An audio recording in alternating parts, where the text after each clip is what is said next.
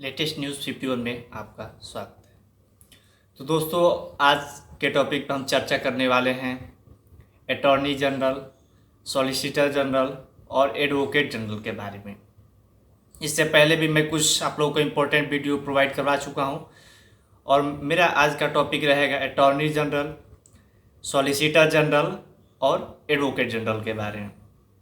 अगर मेरे चैनल पर नए आए हों तो मेरे चैनल को सब्सक्राइब कर लें और बेल आइकन को दबा लें ताकि हर आने वाली वीडियो की नोटिफिकेशन आप तक पहुंचे। तो देर न करते हुए मैं आपको बताने जा रहा हूं कि एडवोकेट जनरल, सॉलिसिटर जनरल और अटॉर्नी जनरल में क्या अंतर है और ये किन्हें कहा जाता है, इनका क्या दायित्व रहता है, हमारे बीच में इन तीनों का क्या दायित्व रहता है। बहुत से लोगों को फर्क थोड़ा बहुत रहता है लेकिन समझ में नहीं आता है, तो मैं अपने माध्यम से आप लोगों को बताने जा रहा हूँ। अटॉर्नी जनरल, पहले इसके बारे में हम बात करेंगे ये क्या होता है। अटॉर्नी जनरल, जिसे हम हिंदी में महान्यायवादी कहते हैं। क्या कहते हैं? महान्यायवादी कहते हैं। अटॉर्नी जनरल अनुच्छेद 76 के अनुसार इसकी नियुक्ति की जाती है। अटॉर्नी जनरल महान्यायवादी की नियुक्ति अनुच्छेद 76 के द्वारा किया जाता है और इसकी नियुक्ति राष्ट्रपति द्वारा किया जाता है। अगर ये त्याग पत्र भी देता है तो राष्ट्रपति को ही देगा। इसका कोई कार्यकाल फिक्स नहीं है।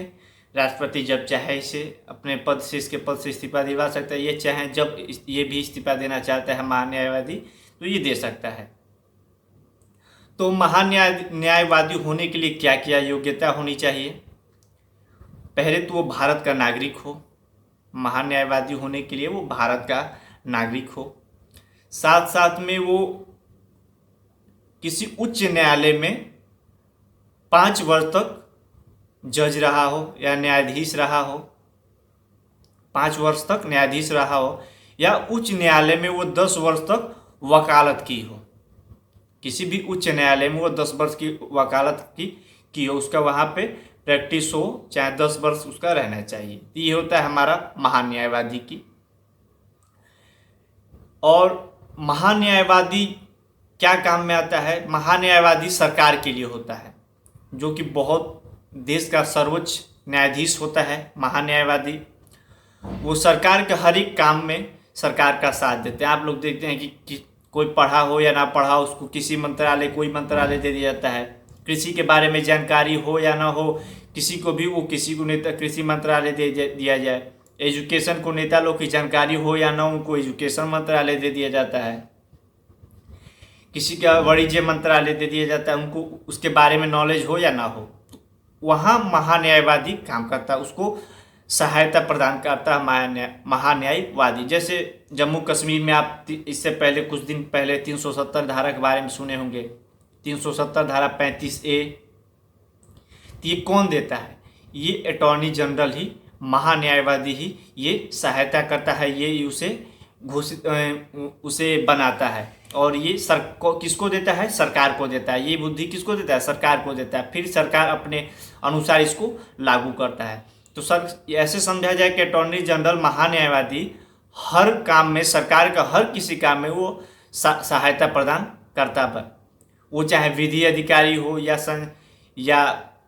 सरकारी काम में कागजात रिलेटेड हर काम। और जो महान्यायवादी हैं इनको एक सॉलिसिटर जनरल सहायता देता है।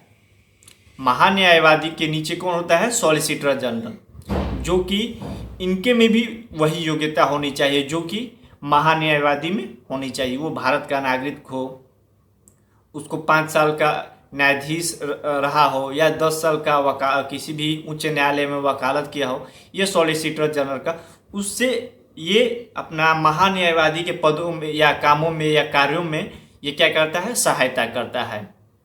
महान्यायवादी एक होता है, सॉलिसिटर जनरल एक होता है। और सॉलिसिटर जनरल को भी सहायता देता है, उसे एडिशनल सॉलिसिटर जनरल कहते हैं, जो कि वो 4 होते हैं। कितने होते हैं? 4 होते हैं। कोई भी कार्य कागजात होता है वो सॉलिसिटर जनरल देखता है, फिर उसको पहले एडिशनल सॉलिसिटर देखता है, फिर वो सॉलिसिटर को दे देता है।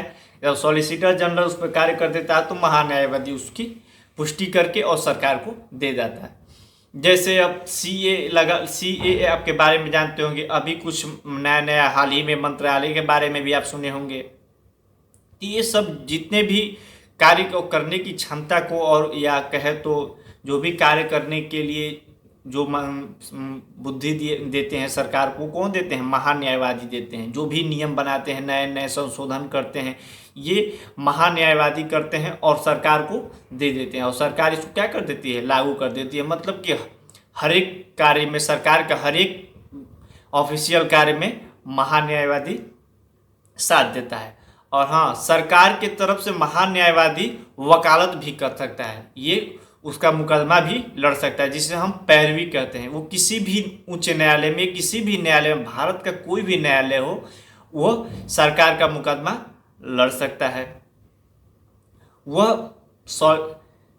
अटॉर्नी जनरल, महान्यायवादी, वो आम व्यक्ति का भी मुकदमा लड़ सकता है, वो किसी आम नागरिक का भी मुकदमा लड़ सकता है।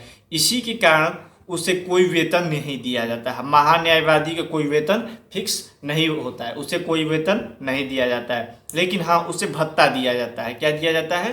भत्ता। भत्ता के तौर पर उन्हें गाड़ी, रहने के लिए मकान, खर्च पानी के लिए जो भी उनके खाने पीने के दिक्कतें होंगी, उनको हर प्रकार के भत्ते सरकार देती है। क्या देती है? जो भी भत्ता वो सरकार देती है, लेकिन हाँ, वेतन कोई इनका नहीं है।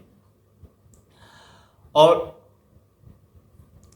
अटॉर्नी जनरल, जिसे हम महान्यायवादी कहते हैं, ये सदन के नेता नहीं होते हैं। जो लोकसभा होता है या राज्यसभा होता है, ये सदन का नेता नहीं होता है। उसके बावजूद में इसे सदन में बोलने की अनुमति है। ये अनुच्छेद 88 के अनुसार ये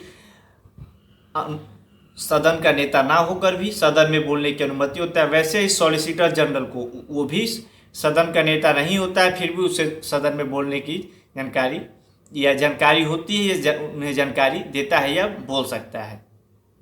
अब आता है बारी हमारा एडवोकेट जनरल के बारे में, कि एडवोकेट जनरल क्या कहते हैं। एडवोकेट जनरल राज्य प्रमुख को, जैसे ये हमारे केंद्र में सरकार को हर एक प्रकार के सहायता प्रदान करते हैं, वो किसी भी कानून को बनाने में हो या कोई भी कार्य करने में, वैसे ही राज्य में राज्य प्रमुख को सरकारी कार्यों में सहायता प्रदान करता है। वो कौन करता है? वो एडवोकेट जनरल करता है। इनका भी वही योग्यता होना चाहिए। ये रहा हमारी आज की क्लास। फिर आपसे हम मिलेंगे अगली क्लास में। तब तक के लिए जय हिंद, जय भारत।